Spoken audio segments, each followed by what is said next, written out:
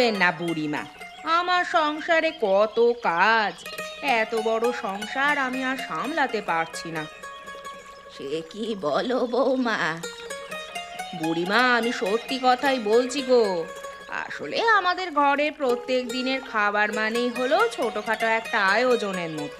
দেখতেই তো পাচ্ছেন কত থালা বাসন ধোয়ার কাজ করতে হচ্ছে। হুম, ঠং দেখে আর বাঁচি না। এখন আমাকে এখানে দেখেছে না, তাই আমাকে অপমান করার জন্য ইচ্ছে করে সব কথা বলছে। আমি কি বুঝি না নাকি? তা তো দেখতেই পাচ্ছি। আসলেই তো প্রতিদিন তোমাদের ঘরে কত শত বাজার যায়, যা আমরা পুরো মাসেও খেতে পারি না। তাহলে আর বলছি কি, বুঝতেই তো পারছেন এই কারণেই আপনাদের সাথে তেমন দেখা সাক্ষাৎ হয় না আমার। যাই হোক, আমার অনেক কাজ পড়ে আছে।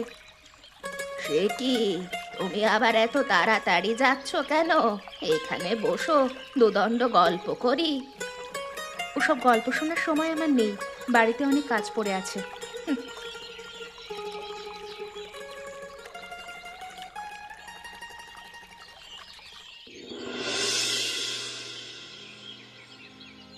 বলি কি গো, তুমি আজকেও বাজারে যাবে না তাই না?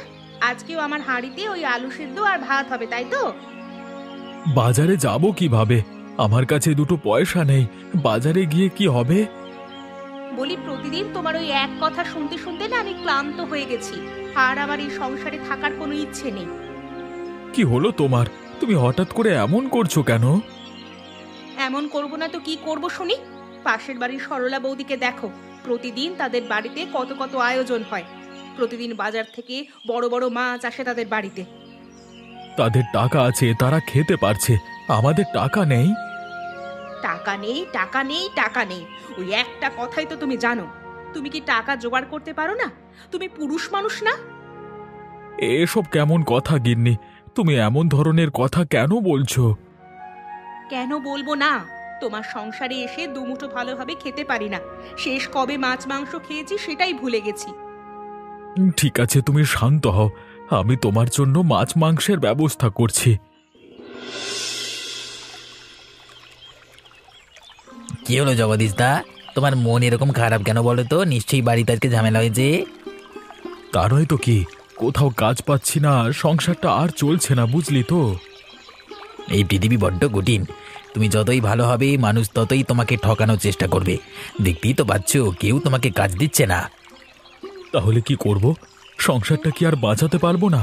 এভাবে চলতে থাকলে গিন্নি বাপের বাড়িতে চলে যাবে। আমি কি বলি, তোমাকে আমি একটা বুদ্ধি দিতে পারি। তোমার ভালো লাগবে কিনা জানি না। আর ভালো লাগা খারাপ লাগা, যেখানে জীবনের কোনো মানে নেই, সেখানে আর ভালো লাগা মন্দ লাগা দিয়ে কাজ আছে? তাহলে বলি শোনো, আমি তো ওই একটু আধটু চুরি করে বেড়াই, তুমি তো ভালোভাবেই জানো। বলি তুমি যদি আমার সাথে একটু চুরি করা শুরু করো, তাহলে কিন্তু অল্প হলেও সংসারে সাহায্য হবে। কি বলিস তুই? শেষমেশ আমাকে চুরি করতে হবে, তাও আবার ওই ছিঁচকে চোরের মতো? দেখো আমি হলাম ছোটখাটো চোর, যদি সঙ্গী থাকে তাহলে বড় চুরি করতে কোনো বাধা নেই। তুমি রাজি হলে দেখো, বিনা পরিশ্রমে তো ভালো টাকা পয়সা আসবে। হ্যাঁ, কি করব কিছুই তো বুঝতে পারছি না, দ্বিধাদ্বন্দ্বে ভুগছি। এত দ্বিধা করে লাভ নেই, চলো আজকে রাতেই আমরা চুরি করব। ঠিক আছে, এত করে যখন বলছিস, একবার চুরি করাই যায়। তাহলে আজকে রাতে দেখা হচ্ছে, কেমন? ও মা, এত কিছু, এত কিছু তুমি কিনে নিয়ে এলে? ওগো, এত টাকা তুমি কোথায় পেয়েছো? এত টাকা আমি কোথায় পেলাম সেটা জেনে তোমার কোনো লাভ নেই। তুমি শুধু দেখো সবকিছু ঠিকঠাক আছে কিনা। সবকিছু আবার ঠিকঠাক থাকবে না? তোমার সংসারে আসার পর এই সর্বপ্রথম আমি এত কিছু একসাথে দেখছি। এবার থেকে প্রতিদিন এত এত জিনিসপত্রই পাবে। এবার থেকে না খেয়ে থাকবার আর কোনো দরকার হবে না তোমার। তুমি শুধু বড় হাঁড়ি ঠিক করো, যেটা তুমি প্রতিদিন রান্না করতে পারবে। আমি অনেক খুশি হয়েছি গো। সংসার জীবনে এই প্রথম তোমার উপরে এত খুশি হয়েছি আমি। এবার থেকে আমার সাথে আর কোনো ঝগড়াঝাটি করবে না। ভালো ভালো রান্না করে আমাকে খাওয়াবে, সম্মান করবে।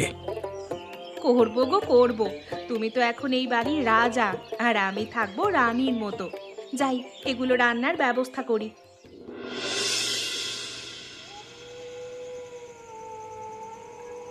আজকে মরতে মরতে বেঁচে গেলাম জগদীশ দা।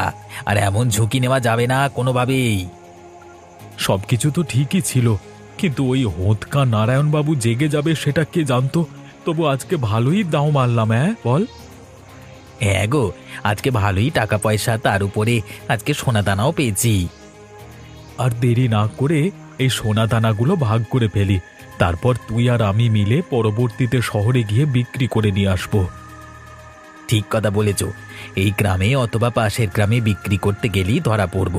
আর একবার যদি ধরা পড়ি তাহলে তো অবস্থা খারাপ হয়ে যাবে। চল তাহলে হিসেব করি, এই অর্ধেক তোর আর এই অর্ধেক আমার।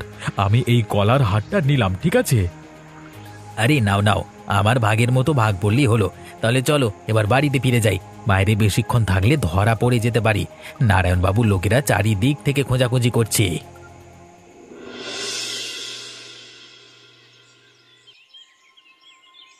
দেখো গিন্নি, আমার কথাটা একটু বোঝবার চেষ্টা করো। এই হার গলায় দেওয়া যাবে না। আশ্চর্য, তুমি ঘরে হার নিয়ে এসেছো, অন্য মেয়ের জন্য তো আনোনি, আমার জন্যই তো এনেছো, তাই না? আরে তোমার জন্য আনিনি আর অন্য কোনো মেয়ের জন্য আনিনি, এটা আসলে আমি বিক্রি করব। বিক্রি করবে মানে? তুমি কি চুরি করেছো যে চুরির জিনিস বিক্রি করবে? এটা আমি গলায় দেব। ধুর, কি বলছো তুমি? আমি চুরি করতে যাব কেন? এটা তো আমাকে একজন দিয়েছে বিক্রি করবার জন্য, তাকে তো আবার ফেরত দিতে হবে। তোমার কাছে এখন টাকা পয়সার অভাব আছে নাকি? সেই টাকা দিয়ে তুমি হারের দাম দিয়ে দিও। এই হার আমার পছন্দ হয়েছে, আমি এটা গলায় দেব। বায়না করো না গিন্নি, বলেছিলাম তোমাকে সেদিন আমার সাথে কোনো ঝগড়াঝাটি করবে না। দেখো, আমিও ঝগড়াঝাটি করতে চাই না, এখন সুখে সংসার করছি, ঝগড়াঝাটি মানায় না। তাহলে হার আমাকে ফেরত দাও, আমি শহরে গিয়ে বিক্রি করব, তারপর না হয় তোমাকে অন্য একটা হার গড়িয়ে দেব।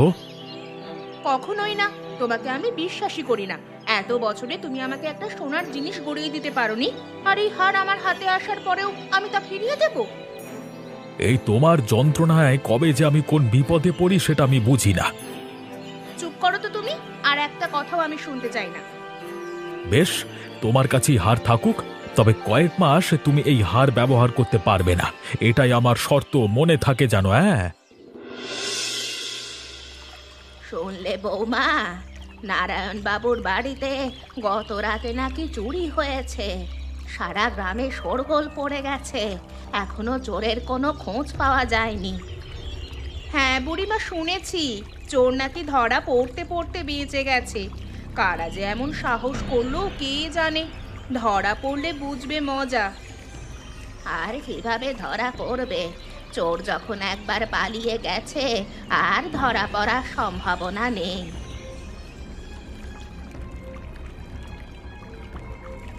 ওমা, তোমার গলায় তো দেখছি নতুন হার, নকল নাকি গো? কত দিয়ে কিনলে?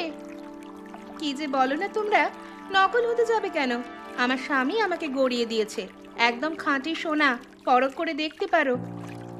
খাঁটি সোনা? কিন্তু সে পেলো কোথায়? পেলো কোথায় মানে? আমার স্বামী কি উপার্জন করতে জানে না? সে কি আমাকে সোনার গয়না গড়িয়ে দিতে পারে না নাকি? দেখি দেখি, হারখানা বেশ ভালোই তো, কেমন চকচক করছে। চকচক করবে না? এ তো একদম খাঁটি সোনা। এখন থেকে প্রায় সময় এরকম কত সোনার গয়না তোমরা দেখবে। আমরা তো এখন বড়লোক হয়ে যাচ্ছি। কিছু মনে করো না, দুদিন আগেও তো তোমাদের বাড়িতে হাঁড়ি চড়তো না, আর এখন তোমরা বড়লোক হয়ে যাচ্ছ। হতেই পারি, সবার সব রকম অবস্থা সবসময় তো আর থাকে না, তাই না? তোমরা আবার হিংসে করো না বাপু। যাই গো, এখানে থেকে সময় নষ্ট করার ইচ্ছে হচ্ছে না।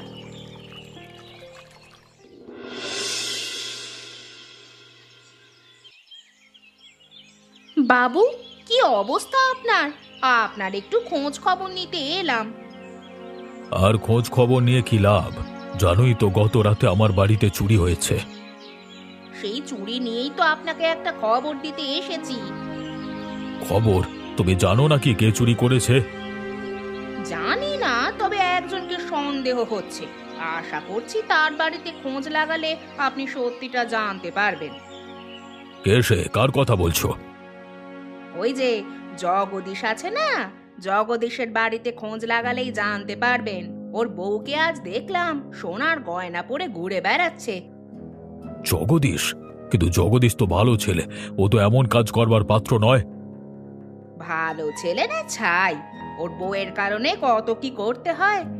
সারাদিন শুধু ওই বউ লোক করে, এটা খেতে চায় ওটা খেতে চায়, হয়তো সেই কারণেই। হতে পারে, ব্যাপারটা একটু ঘেঁটে দেখতে হবে। ঠিক আছে বাবু, প্রমাণ থাকতে থাকতেই একটু ঘেঁটে দেখবেন, না হলে আবার প্রমাণ লোপাট হয়ে গেলে ঘেঁটে দেখে কোনো লাভ হবে না।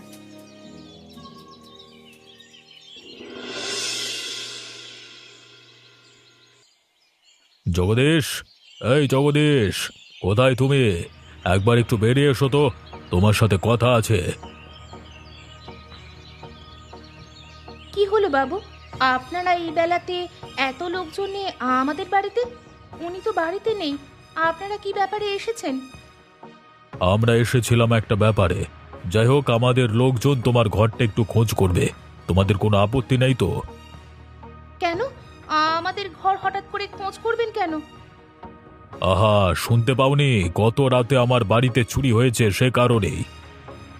আপনার ঘরে চুরি হয়েছে, তাতে আমাদের ঘরে আপনি খোঁজ করবেন কেন? গ্রামের অন্যদের ঘরে আপনি খোঁজ করেছেন? না না, ঠিক তা নয়। শুনলাম তুমি নাকি সোনার হার।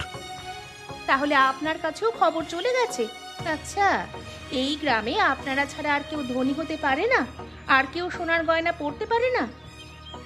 আহা, তুমি ভুল ভাবছো, আমি তেমন ভাবে বলিনি। তাহলে কেমন ভাবে বলছেন শুনি? আমরা একটু ভালোভাবে জীবনযাপন করছি, সেটা আপনাদের সহ্য হচ্ছে না বুঝি? এখানে এসেছেন গ্রামের লোকেদের সামনে আমাদের অপমান করতে। এবার একটু বেশি বেশি হয়ে যাচ্ছে না? কোনো বেশি বেশি হচ্ছে না, বেশি বেশি করছেন আপনারা। আমি আপনাকে বলছি, আমার স্বামী নিজে উপার্জন করে আমাকে এই হার গড়িয়ে দিয়েছে।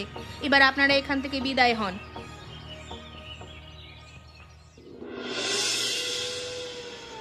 বলছি জগদীশ দা, আগের বার ধরা পড়তে পড়তে বেঁচে গেছি, আজকে এ বাড়িতে না ঢুকলে হতো না।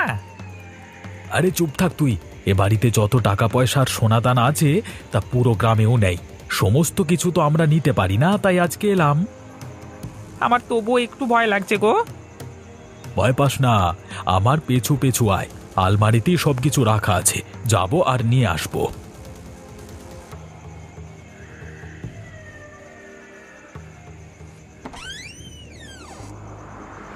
তবে রে, আমি জানতাম আবারও চোর এখানেই আসবে। সেই জন্যই তো এরকম ফাঁদ পেতে রেখেছি। তোরা কারা? একটু তোর মুখখানা দেখি তো। জগদীশ, শেষমেশ জগদীশ আমার বাড়িতে চুরি করতে এলো। আমি তো বিশ্বাস করতে পারছি না। আমাদের ভুল হয়ে গেছে বাবু, আমাদেরকে ছেড়ে দিন। ভুল অথবা অন্যায় যখন করেছো, শাস্তি তো পেতেই হবে জগদীশ। শাস্তির জন্য প্রস্তুত হও। এই, ওদের দুজনকে গাছের সাথে বেঁধে রাখ। আগামীকাল সকালে ওদের বিচার হবে। এই হলো জগদীশ, যাকে আমি ভালো একটা ছেলে ভাবতাম, আর ওর এই অবনতি আমি মেনেই নিতে পারছি না। ছি ছি ছি ছি ছি, শেষমেশ জগদীশ চুরি করলো, তাও আবার নারায়ণ বাবুর বাড়িতে। ছি ছি। তুমি তুমি চুরি করেছো? নাকি আমি কোনো কল্পনা করছি বা স্বপ্ন দেখছি?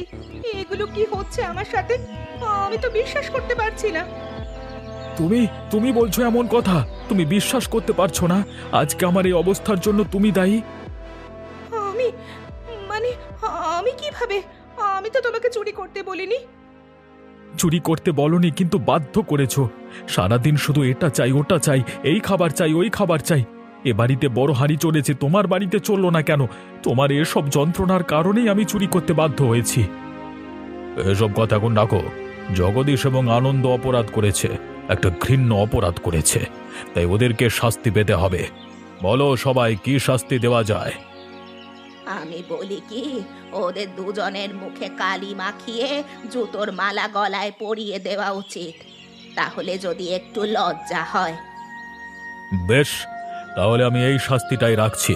আর জগদীশকে কথা দিতে হবে, সে আর কখনো এ চুরির কাজ করবে না।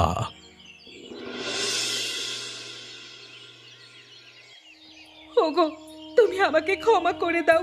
আমার কারণে তোমার এমন দশা হবে আমি তো কখনো কল্পনাও করিনি। তুমি আমার জীবনটাকে শেষ করে দিয়েছো গিন্নি। সারাটা জীবনে গ্রামে যত সম্মান কুড়িয়েছি তোমার জন্য সব সম্মান ধুলোয় মিশে গেছে। কিন্তু তুমি চুরি করতে গেলে কেন? কেন যাব না? বারবার তুমি আমাকে অপমান করেছো আমি উপার্জন করতে পারি না বলে। অন্যের বাড়িতে বড় হাঁড়ি চড়ে আর আমার বাড়িতে আমি এই কারণেই চুরি করতে বাধ্য হয়েছি। আমাকে তুমি ক্ষমা করো, ক্ষমা করো আমাকে তুমি। আমি আর কোনোদিন এমন করব না তোমার সাথে। অনেকটা দেরি হয়ে গেছে গিন্নি, আমাকে এখন বেরোতে হবে। কোথায় কোথায় যাবে তুমি? আমাকে যেতে হবে। আমি এই গ্রামে আর থাকবো না, তুমি ভালো থেকো। এমন করো না গো তুমি, এমন করতে পারো না তুমি। আমাকে ছেড়ে তুমি যেতে পারো না। তুমি আমাকেও সাথে নিয়ে যাও। আমি এখানে একা কিভাবে থাকবো? তুমি ভালোবাসা বোঝো না তো, তাই তুমি একা থাকতেই পারবে। আমাকে বাধা দিও না, আমি চললাম।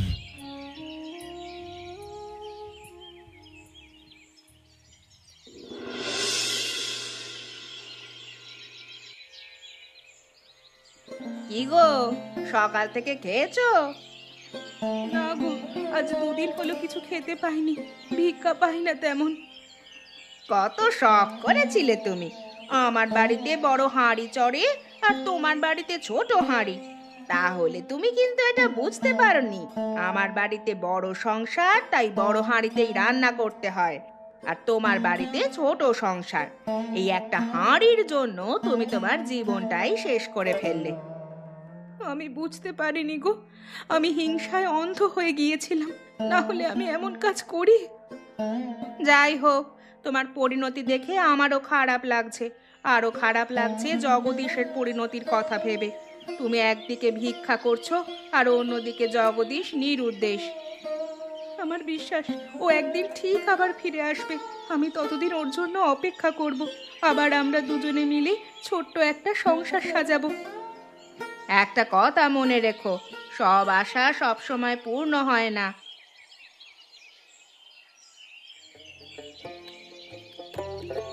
এমন মজার মজার গল্প দেখতে আমাদের চ্যানেলকে সাবস্ক্রাইব করতে ভুলবেন না।